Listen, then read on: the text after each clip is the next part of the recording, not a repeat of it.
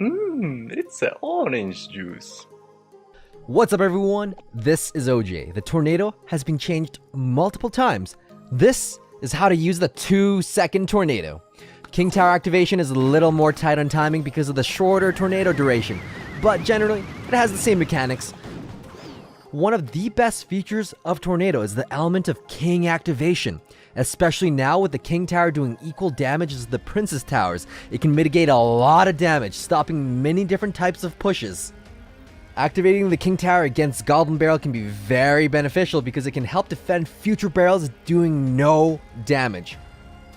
Once that king tower is activated, you can completely stop a goblin barrel that surrounds your princess tower.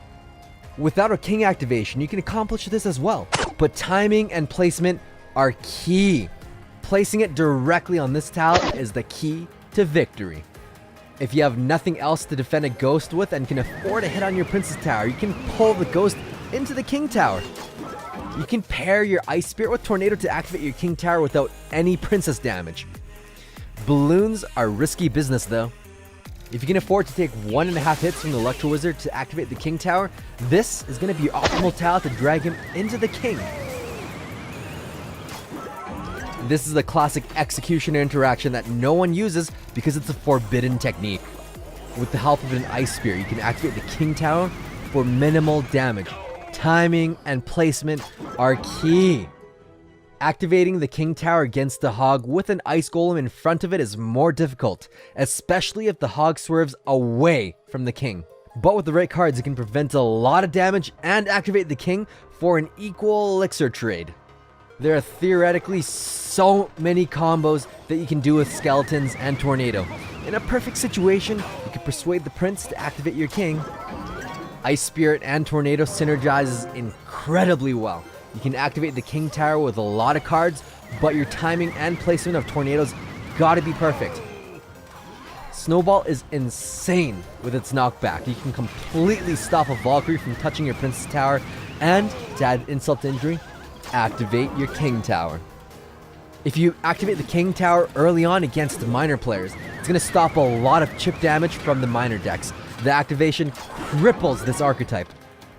Usually when your princess is planted in the back and a minor is coming, they're sending that minor to your princess, so be prepared to play a prediction tornado to activate your king tower. If someone sends a hog towards your pump planted in the center, that's a really good play. But what's an even better play is if you put the tornado to pull the hog into the king. That hog's only going to get one hit on your pump. With the help of Tombstone or any other small units, you can lead the Mega Knight to activate your king tower for a positive trade. When your opponent splits the 3 muskies, you can always tornado and fireball the center for a positive elixir trade. Be sure to cast the fireball immediately after you cast the tornado. You can also do this with a center plant, but your reaction has to be a bit faster for those juicy positive elixir trades. The golem or giant's death damage is pretty hefty on your tower. You can actually use a tornado to pull them away at the last moment to deny all of that damage. Splash art decks are only viable because of tornado. One of the most common strategies is to tornado all of the defending units on top of their princess tower so that your baby dragon, wizard, or whatever splashes the units and their tower for that extra damage. Similarly, if you have a charging dark prince and they plant a unit near the tower to pull them away, your prince could deal massive damage if it connects on their tower with tornado. If your opponent primarily plays your P.E.K.K.A by kiting her, you can tornado the giant or the ice golem back into the lane so that P.E.K.K.A doesn't run away. The Executioner is one of the best counters to Lovehound.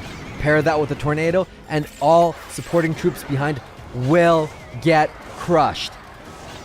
Executioner and tornado is one of the most iconic defenses in the game. It can provide a bunch of positive elixir gains when using Ex-Nado against Golem. It's key to line him up directly in the center of the lane. That's where all the units behind the Golem start funneling. Giant Skeleton is amazing on defense, especially if you're playing 2v2. His bomb is an impenetrable defense. Cast the tornado to clump up all of the troops to destroy them.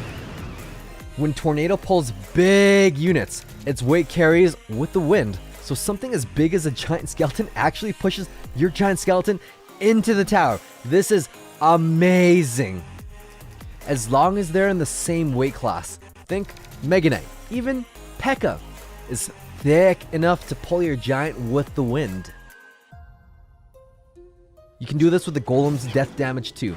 His death explosion is as much as one punch.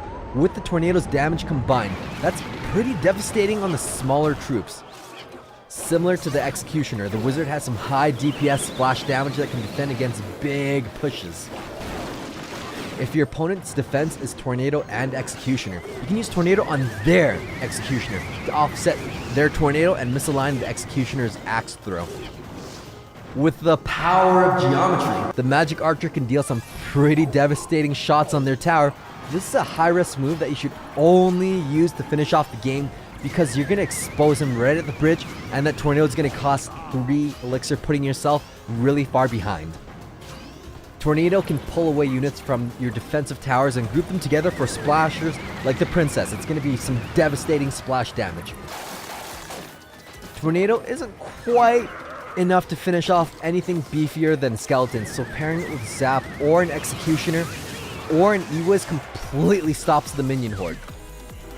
There are a bunch of players that play giants to aggro your mortar.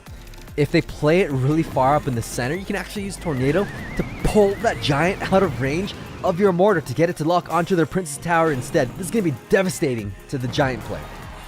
Tornado just works so good with mortar because it splashes. It's good for defending against 3M or even dealing some desperation damage to the Princess Tower if they try to roll giant you. Generally speaking, they try to play a tank in the back to tank your siege. You can use Tornado to pull their tank out of range of your Expo, and even better onto the opposite lane, if possible. Tornado can be used to pull targets out of range and cause them to retarget onto other units for those juicy P.E.K.K.A. tower connections. One of the biggest values is when Tornado is paired with Rocket. Get the support cards, chip the tower, boom! Rocket is going to be one of the most valuable cards in 2v2. So much value to Rocket with double the players, double the units on the map. Thanks for watching. Stay tuned for more quality OJ.